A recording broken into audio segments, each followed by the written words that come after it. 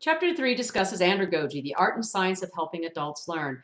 It's analogous to the term pedagogy, the art and science of helping children to learn.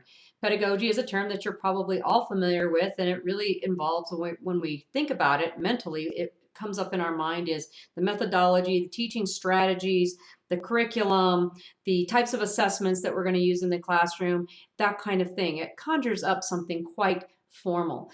But pedagogy really can be also informal and also non-formal in the way children learn. But that's not how we think about it. When we think about pedagogy, we are thinking from a very teacher-centric or a teacher-driven type of a model. In andragogy, we might be thinking about that, especially if we're looking at a training, which I'll talk about in a moment. But in reality, we have to account for a couple of other things, and that being the motivation of that learner and the experience of that learner. Adults have different motivations for the type of learning situations they put themselves in. And that was discussed a little bit about with formal, non-formal, and informal. But in addition to that, experience is the adult learner's textbook, meaning that experience that helps to contextualize or build upon their knowledge of a particular content can be leveraged and also can be a bit of a stumbling block, and I'll talk about that in just a moment. So chapter 3 starts out with discussing a little bit more about setting and maybe a little bit about the content, which I'm going to elaborate on here in this video. Starts out with the scenarios and the case studies, some of which you all could have written or we could have taken from the week 1 discussion post as a reminder about what those are. But formal, non-formal, and informal are the types of learning setting situations that they are describing here at the beginning of the chapter. And within each of those, some concepts I want you to think about. Face-to-face learning. Does face-to-face learning occur in each one of those settings? Can we have it informal? Obviously, yes. Non-formal, yes, I might be working with someone face-to-face. Informal, if I've chosen to do so, or if I maybe even an incidental kind of a learning situation, which is part of it in informal, had a chance to meet somebody and learn something. So face-to-face is actually a mode, a method that can be used in all settings, formal, non-formal, and informal. The second one I want to talk a little bit about is online. And online, much like the course you're participating in today, can it be used informal? Obviously. Could it be used in non-formal? Absolutely. I go out and Google things and learn about how to, for example, I had to replace a screen on a phone that broke. Went there, watched a video, and I did that. I guess that's more of an informal, but I used an online tool to do that, and that would be applied again to informal. So yes, I can use that type of methodology or that approach, that tool for learning. The last one I'm going to talk about a little bit is this blended or hybrid learning types of models. Now, keep in mind, sometimes there may be some parts of content that can only be really evaluated in a face-to-face setting. So for example, let's say that you really had to observe somebody doing something. There may be that idea that I have to be face-to-face for some reason to not just see the procedure that they're doing, but some of the other nuanced things that's happening around them. Arguably, a lot of those kinds of things that you want to see face-to-face performances could be evaluated with a movie, meaning that you could move that content online or to a blended setting. But there's probably situations where you need to take into account something else that's going on, something else that needs to be observed. Maybe it's the position that they put their body into when they are conducting the weld and there's only a camera zoomed in on the weld and you need to see something else. Maybe it's observing someone in a classroom and you need to observe more than just one camera with what the teacher is saying and doing, but you need to observe what's happening in the classroom. So sometimes in some settings, face-to-face might dictate the type of method, whether it be formal, non-formal, or informal. Online, there's a lot we can do online. One thing we can't do though is read body language. So for example, I'm delivering this video right now, and if I could see each one of your faces, I might have an idea about any prior learning that I'm connecting to. Remember that experience as adult learners. I can see that you all get it. I can move on. I can go to the next slide. Or I can say, they don't really get what I'm talking about. I got to back up and pause, or I need to stop and ask a couple of questions. I think the real, perhaps the most limiting factor of online is body language from the learner. And the ability to ask questions, yes, you can do that. You can post things in the discussion, you can send me an email, you can ask questions about that, but I don't get that immediate feedback. The third option here, blended or hybrid learning, can really help with that. And in fact, that's what's discussed quite a bit in the videos that you'll watch this week as you look at some of the resources I've provided for the next chapter, which is on digital learning. But blended or hybrid learning can capture the best of both worlds. You can take the things that can be lectured and discussed and covered as foundational knowledge, and then bring the learner into a situation where you think face-to-face does a better job with that content. Now that can help happen in all of these settings, so to speak. Obviously, when we're looking at blended or hybrid, we're probably looking at formal or non-formal. Informal, there's engaging in informal, you'd really have to find maybe a makerspace where somebody has put up some how-to, DIY, do-it-yourself types of videos, and then you go to the makerspace and you have that kind of experience. So if you're not familiar with makerspaces, look that term up, but a lot of adult learners are using makerspaces. It's the adult version of career and technical education. Types of lab settings, whether it be in a cooking scenario, family consumer science, or a shop scenario, technology engineering, or an agricultural scenario for gardening. These maker spaces are really a place for adults to go with blended learning. It's the career, the post-secondary, if you will, adult learner way of connecting with authentic kinds of experiences that we would typically have in career and technical education. So participation, it can be, the methodologies can be deployed in all three of these settings. So I just want to make sure that you understand the differences between the methods that we might deploy versus the settings. All right, and that content matters. Andragogy, what's new is really old. And so what I mean by that is that if you remember at the beginning of the chapter, they talked about the Greeks and how they really just worked with adults and educating adults and using the adult's mind to have these philosophical conversations. And the reason for that was developmental. Remember, adults have that experience. So using that experience, they didn't really want to talk with children. Children kind of can learn that, and the wiser ones are going to come up and they're going to be able to learn, and they're going to be able to converse in these various philosophies. So what's new for us is like as adult learning or having adult learning situations, because K-12 is so pervasive, or obviously educating children is really important, but now there's this idea of educating adults and how important that is to further the lifelong learning, and hopefully they've come with some lifelong learning, but the lifelong learning in our culture. So historically, adult learning before children, 600 AD, that had been discussed. An adult's experience is the resource of the highest value in adult education, and it's the adult learner's living textbook. That's from Lindman. I'm going to requote that because I just think that that is something you have to keep in mind. They are bringing some content. They can connect to some prior learning. Now, obviously, if you're going over a topic where the folks in the room are not familiar with something is completely brand new, then they are almost like novice learners, and you may have to not just facilitate learning, but actually do a little bit more curriculum design, and because you know that there's not that much experience that you're going to be connecting to. And before I go on with that, how do you find that out? You can do some pre-tests or pre-assessments, or have a pre-discussion question, or use some sort of polling, if you will, with that group, just to find out where they are in terms of the content. You all are obviously adults taking this course, and it is formal, and there's a particular thing that I'm saying that in terms of outcomes at the end of this course. The course that I explained earlier that I took, where it was very freeform and you just did a learning contract, I came up with my own learning objectives, and that may be okay.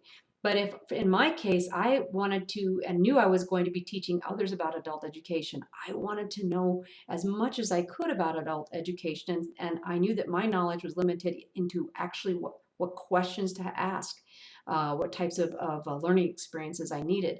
So sometimes formal education is really necessary, and we as the learner make that decision. So who outlines a few motivations for adult learning? I think most of you can relate to this. Thing is I don't think that all learners prescribe to just one of these. I think depending on what the content is, we are directed one way or another. But for the most part, it's saying that Some learners are goal-oriented. They are the learners that are motivated by clear-cut objectives. They want to get there. That's their way, that they're sometimes referred to as type A people. They're driven to that particular thing. They want to learn it. And so that goal or objective really resonates with them, and they're going to do whatever it takes to learn that particular content. Secondly, he talks about the activity-oriented learners. These are learners that are motivated by human interaction. They like the social aspect of learning, and you'll see tons of those types of situations online where we have online learning networks, and maybe different groups of individuals who come together to learn a particular item. You have all sorts of clubs, and obviously not everybody is motivated that way, but there are several that are, many that are offered by activity-oriented types of activities or content. Third, you have the learning-oriented learners. Those are the ones that are learning and motivated by the curiosity for the sake of knowledge. In other words, they just really love learning, and they actually are not, they are consumers of it all. They are the omnivores, if you will, of learning. It doesn't really matter what content. Whereas the goal-oriented person might be very, very much focused on being an expert and knowing something in one particular area. Andragogy, then, that term appeared in the U.S. in 1968, and a history has talked about Dusan Savic and how that term came to Malcolm Knowles, and it was really coined by Malcolm Knowles, if you will, here in the United States. So I don't need to go over that. That's really just discussed in your text. Now, your chapter doesn't mention this, but out on the website that I've linked you to, Hartree discussed in 1984 about it's not being very clear about whether andragogy is a theory or a set of assumptions about learning, or a theory or a model of teaching. And what he means by theory is means a learning theory or a model of teaching. And I think that that's a really interesting concept. I remember very first reading about andragogy way back when, probably like in 1985. And Malcolm Knowles, of course, had at that time was probably at the zenith of his career talking about andragogy. And I was really unclear, is this a learning theory, or is this doesn't really look like a learning theory to me. Is it a way I should teach? Should I organize my lessons in that way? So I think the question or the criticism is really something that you should think about. But I'll talk about what I think it is. I think really, I like your authors of your text, Miriam and Bairema. I think that these are assumptions about learners, assumptions about the adult learner. So here are the six, if you will, assumptions or principles. They're discussed in a little bit more detail in a couple of other videos I provided for you this week. But briefly, I just want to cover these six with a couple of things that I think are important. And that is learner self-concept. And really what we're talking about is understanding that those adults bring some sort of context for learning. And that means that if you don't acknowledge that within their self-concept, you will find resentment or resistance from them. They want a voice in that learning. And acknowledging that from the get-go and leveraging that can make it a much better learning experience. Experience to children. Experience is something that happens to them. To adults, their experience is who they are, and oftentimes they've made it happen. But there's a downside to this. That experience can sometimes make them resistant to learning something new. In other words, they might say, I know all about that, or I have plenty of experience in that area, and they shut down. And it's difficult then, if it's shut down, to facilitate any kind of learning from going forward. So you have to find out what that experience is and find out if there's a way to connect or crack a door open just to let in a new concept that would connect to that prior learning that would make sense to them. The third one, readiness to learn. Social role for adults, creating the readiness to learn through approaches that are experiential in nature. They come in there because they're motivated internally with some idea that they are at a teachable moment for something. And they come in with the idea that I have a social role, I'm ready to learn, I have engaged through this. And so you don't want to waste their time by starting at something very low level when you could connect to that experience and that they are coming in ready to learn. And they oftentimes want something experiential. They want to have something that's not necessarily tactile, but something that's very relevant. And that's how they're going to make meaning. Problem-centered orientation. They are coming in because they have a particular problem they need to solve, and usually it's pretty immediate. So you've got to get there pretty quick. Fifth, the internal motivation. I can't speak enough about this, but I think that that is something that really separates the adult learner from a child or a young adolescent learner, and that is they are coming to that learning situation because they choose to. It's not necessarily compulsory. Now, let's put aside a career, a job that says you need to do this. Oftentimes they're working in that career because they've made that choice, and still there's some internal motivation to learn something that's new. Sometimes there are situations where they've been put into a situation where they see no relevancy, but their boss is requiring it, so they go into that situation. Then the real work for you begins as a facilitator, because you have to find what it is that you can connect to that will motivate them internally. And that's the thing that you're thinking about in terms of andragogy, the method, the art and science, that strategy that you're going to deploy to turn the switch and get that internal motivation thing going. External motivation with carrots and sticks, it can work, and definitely works, but I don't think that you get the memory or the transfer of knowledge that you would get with internal motivation. And lastly, they're coming there with a need to know, and I think that this is really connected to the readiness. They're ready to learn it, and they need to know it. So with those 6 assumptions or principles in place, it kind of sets the stage for what to me is really the assumption about the learning, and not necessarily a learning theory. I don't see a theory that says, if I do this, then this will happen, or because of this experience that leads to metacognition. I don't see that Knowles has it laid out that way, and he discusses it as assumptions or principles for adult learning. So if you hear about this andragogy and this is a learning theory, I think that you might want to say to yourself, is it really a theory? It doesn't look like a learning theories that I'm familiar with. But finally, these situations present a challenge to adults educators who cannot rely on the learner's internal motivation and need to know to become fully engaged. At the very least, facilitators can make an intellectual case for the value of the learning and improving the effectiveness of the learner's performance and the quality of their lives. And I put under here, consider a simulation.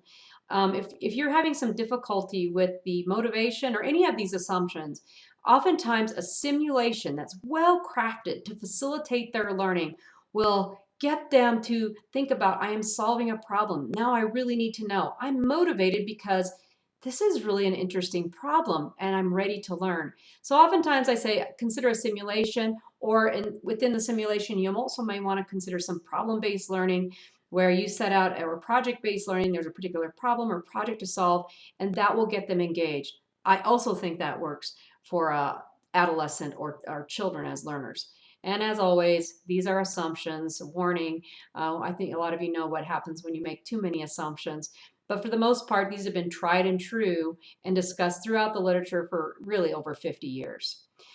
Okay, so back to, is it a theory, a set of assumptions or principles about learning, or a model for adult teaching and learning? If you Google and look up an image for these assumptions from Malcolm Knowles, you'll find this model and some that are very similar.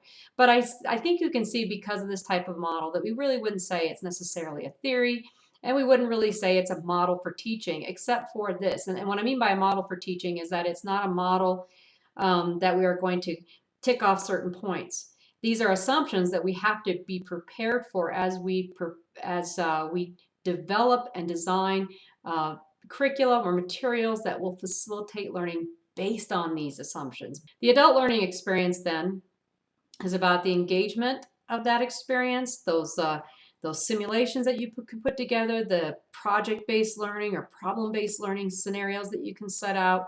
If you need to know a little more about that project-based learning, go to BIE.org, and it will explain project-based learning. For me, that model, coupled with what I use, the 5E model for designing instruction for learners, regardless of whether they be adults or secondary students or even children, are really, really useful for facilitating learning. So project-based learning and BIE.org, and the 5E learning model, if you just Google that, if you're not familiar, it really gets at that engagement, where students are going to engage, they're going to explore, they're going to be able to explain, they're going to be able to elaborate, and there's going to be some way for them to self-evaluate. I think that is a really good design, regardless of the content. Some folks say, oh, it only works for science. I've been able to use that with social studies and a few other areas with various audiences to great success. So those are some tools that you might use. Some of you asked for strategies, simulations, project-based learning, 5E model for design and instruction. That will help you get to engagement, and hopefully if you're paying attention, you can connect to their experiences. That diversification of that delivery is extremely important.